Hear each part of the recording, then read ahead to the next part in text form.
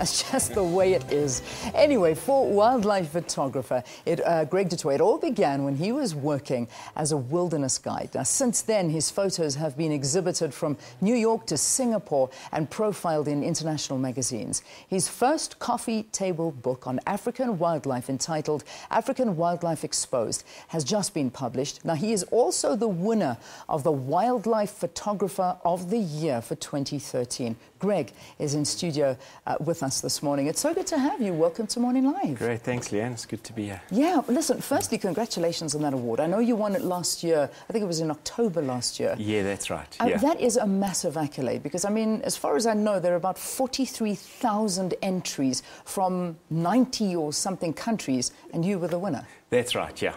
Yeah, so yes, I won in October last year, and then I'll be the wildlife photographer of the year until October this year. Okay, that's absolutely incredible because, I mean, to have an accolade like that against your name is brilliant. But I want to put the photograph on screen that you won for and then ask you a little bit about this and what they loved about this photo specifically. Sure.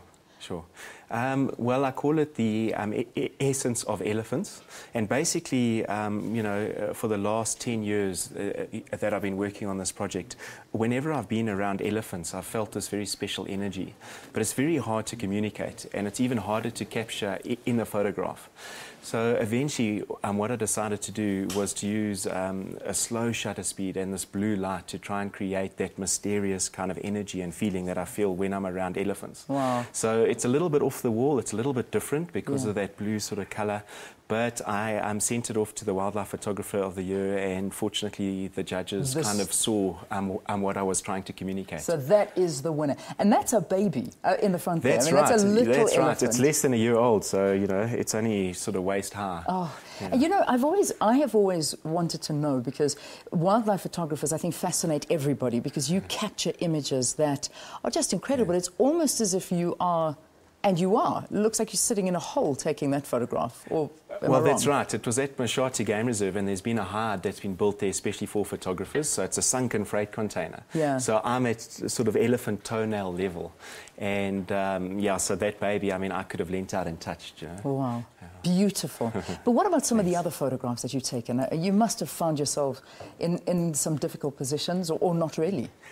Sure. I mean, you know, quite often I'm photographing from a vehicle. Yeah. But I think the one story that sort of keeps coming up in terms of the danger, because that's what people always want to know. Oh, they love that. Yeah, we love the you danger. sort of, how many close calls have you had, and have you almost died? And, yeah. But the closest I've come was for a project that involved photographing free-range lions on the Rift Valley of Kenya. Yeah. And I found this small little waterhole, and I spent about a year there trying to get shots of these lions. But they're very special lions. So, you know, these are lions that live on community land, so they're not inside a park or game reserve. And, you know, these lions are predicted by some to become extinct in the next 10 years because they're just running out of space. Anyway, I found this small little waterhole right in the heart of Maasai land, and I saw lion tracks around the edge.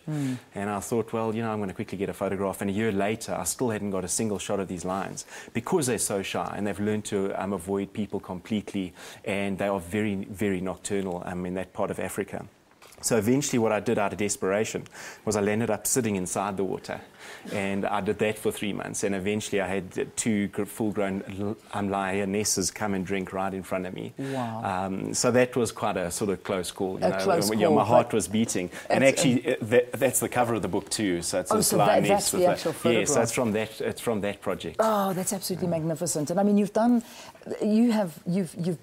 predominantly, obviously, working mostly in Africa. That's where you're working. That's right, absolutely. You stick predominantly. And I mean, you started this 10 years, so this is a collection of 10 years of your life. That's right. That's exactly what it is. And I've averaged about 13 photographs per year. So, you know, so it's been hard work. But what I've wanted to do is try and create a book that does our beautiful continent justice.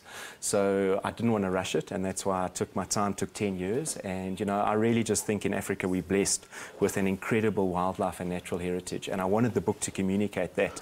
And that's why I called it awe, you know, because I'm just in awe of our beautiful continent and the wildlife, you know, that lives here. That's beautiful. I mean, and sometimes it can take you, like you said, a year to get a shot. Oh, that's right. Your poor wife. Yeah. I know your wife came with you this that's morning. Right, yeah. So I said just before the interview, I suppose she has to come at every given opportunity to catch a rare glimpse of you.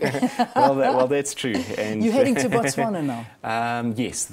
Yeah, I'm going straight up to Botswana. On another shoot? That's right, yep. Fantastic. I've got some nice new Nikon cameras to test. Yeah? So I'm going up for 5 nights just to play a bit. Oh, go and play nicely. And listen, congratulations. This book is available in books around the country? Yes, exclusive books have been stocking it, but it's already sold out. Oh, wow. Except on our website, so gregdetoit.com. And you can order a copy Yes, and there. you can get a signed copy from our website. That's absolutely amazing. Well, there you have it. Greg du Toit, making South Africa very, very proud with this incredible photography that you're seeing on your screen. Get out there, get a book, gregdetoit.com. Go out there and you can get your copy of the book. Thank you so much for joining us. Thanks, Even though you've just gotten over bilharzia, I have to tell viewers that this man had bilharzia over the weekend. I can only imagine what you've had in your job.